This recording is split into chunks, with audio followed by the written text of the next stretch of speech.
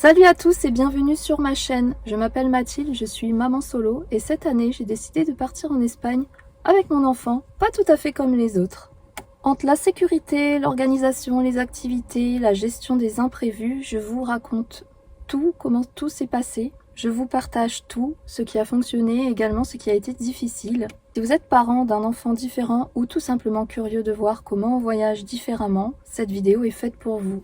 Alors pour ces vacances d'été, j'avais un objectif, faire une vraie pause avec mon fils Nolan. Mais en tant que maman solo avec un enfant différent, partir à l'étranger, c'est pas juste faire une valise et se dire hop, on y va.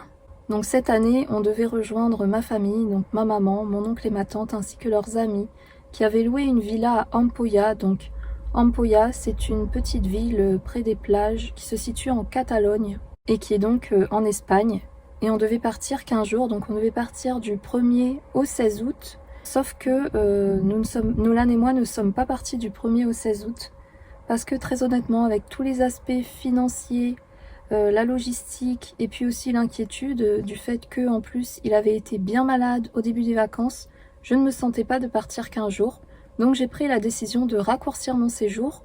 Et Nolan et moi sommes partis du 10 au 16 août. Et je ne regrette absolument pas mon choix. Pour moi, ça a été plus gérable et j'ai donc pu passer de vraies vacances, c'est-à-dire me détendre. J'avais du monde pour m'aider et tout s'est très bien passé. Donc dans cette vidéo, je vous explique comment j'ai organisé mon voyage, de la préparation à comment ça s'est passé là-bas quand nous y étions. Il faut garder en tête que quand on part avec un enfant différent, c'est une adaptation constante, mais on ne doit absolument pas perdre de vue la sécurité. C'est le point vraiment le plus important. Alors, au niveau de l'organisation et de la préparation avant le départ, quand on part avec un enfant à besoins spécifiques, l'organisation est vraiment la clé. Et avant même de penser aux valises, la priorité pour moi, c'était la nourriture. Donc, je voulais qu'il y ait suffisamment de choses à sa disposition, de choses aussi faciles et pratiques à réchauffer, qui ne prennent pas des heures en cuisine et qui soient saines.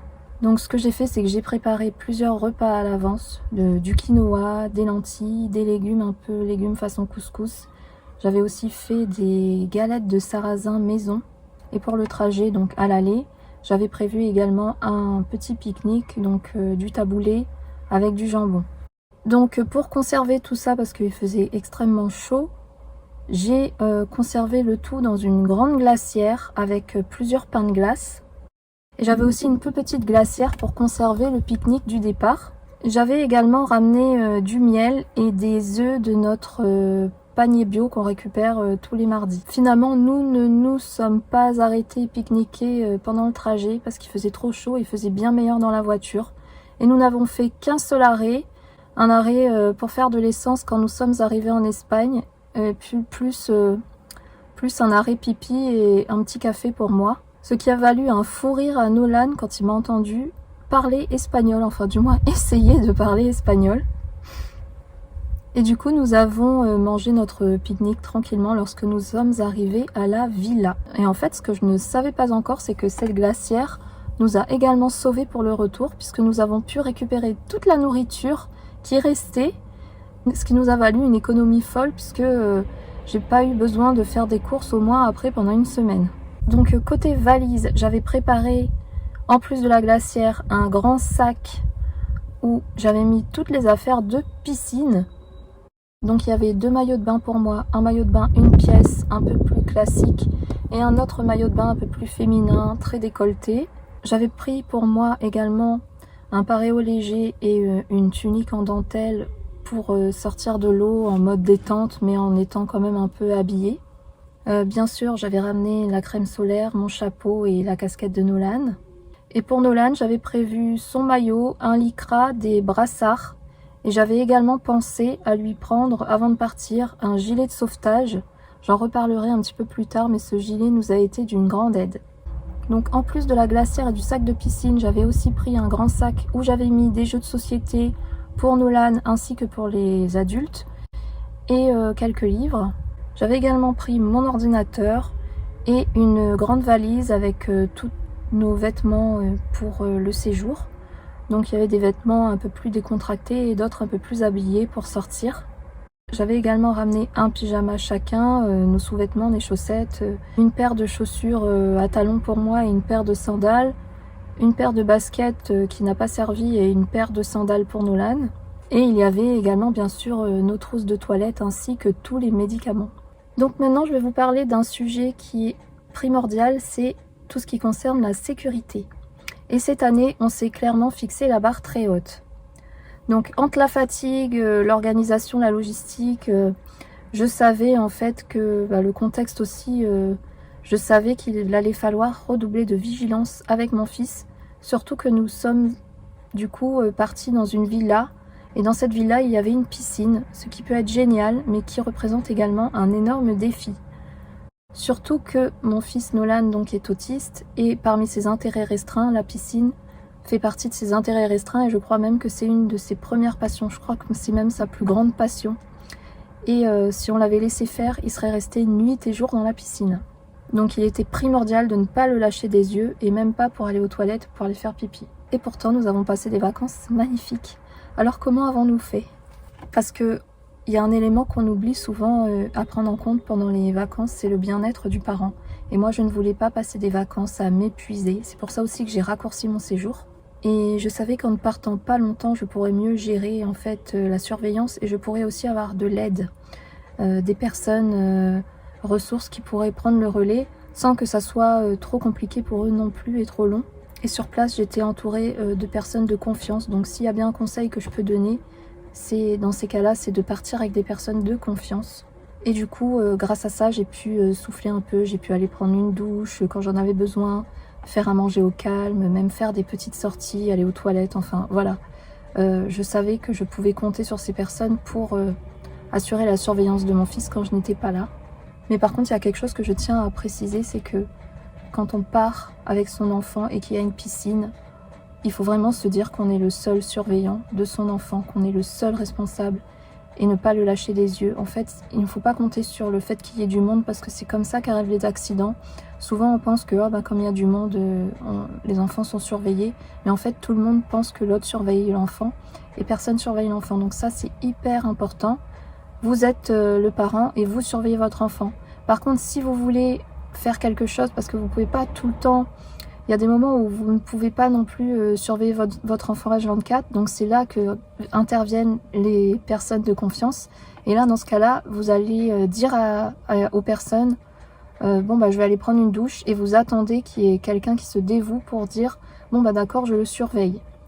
Et si vous avez confiance en cette personne, vous pouvez ensuite aller prendre votre douche. Donc voilà en fait comment on a procédé. Je savais que la sécurité liée à la surveillance m'incombait, et quand j'avais besoin, j'allais demander à quelqu'un de surveiller mon fils, et je savais que cette personne allait prendre le relais et que je n'aurais pas de souci à me faire. Donc ensuite, en plus de cette règle liée à la sécurité, on avait mis en place aussi des équipements pour assurer encore plus la sécurité de Nolan, c'est-à-dire qu'il avait ses brassards du matin au soir en fait, même quand il n'était pas dans la piscine, il avait ses brassards la journée quand il était dans la maison, ce qui fait que si à un moment donné il tombait dans l'eau, il avait quand même ses brassards pour le sécuriser.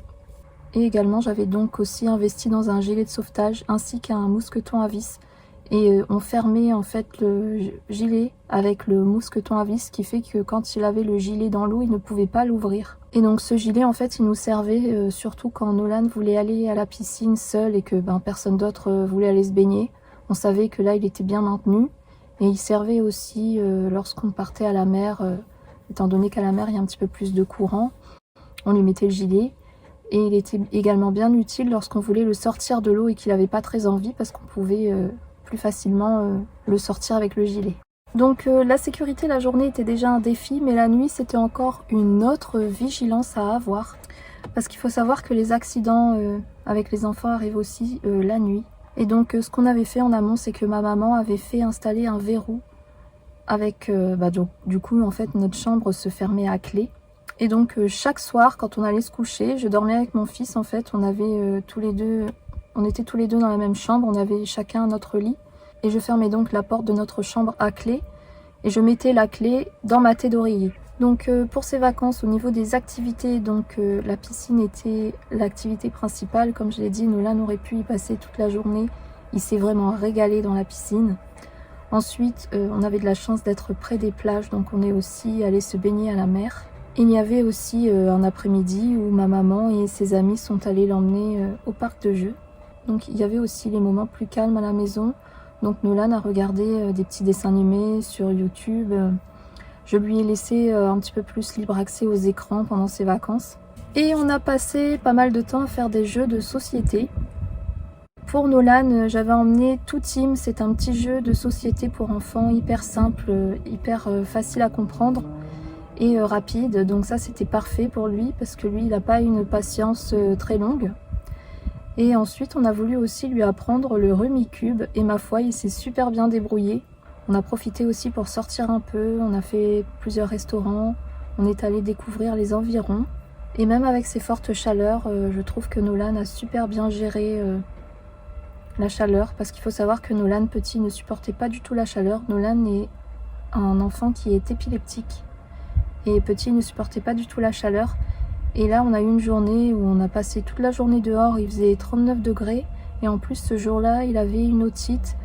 Et donc voilà, ces moments montrent le chemin parcouru, montrent à quel point il est fort, à quel point aussi il va mieux et à quel point et aussi l'importance donc de la préparation des vacances, de partir avec des personnes qui sont dans la bienveillance et dans l'amour. Ça montre à quel point c'est essentiel quand on a un enfant différent. Donc ces vacances, même si elles n'ont pas été exactement des vacances comme les autres, ont été remplies de moments précieux. Elles m'ont permis d'écouter mes besoins, poser mes limites et surtout aussi faire confiance à mon intuition, à mon instinct de mère. Car partir en vacances avec un enfant différent demande beaucoup d'organisation, beaucoup aussi de s'écouter et aussi beaucoup d'amour. Et bien sûr de la flexibilité. J'espère que ce partage vous aura plu, vous aura aussi permis d'avoir quelques idées et vous aura apporté du réconfort ou un peu d'inspiration pour également vos vacances en famille. Et je vous laisse maintenant découvrir nos vacances en images.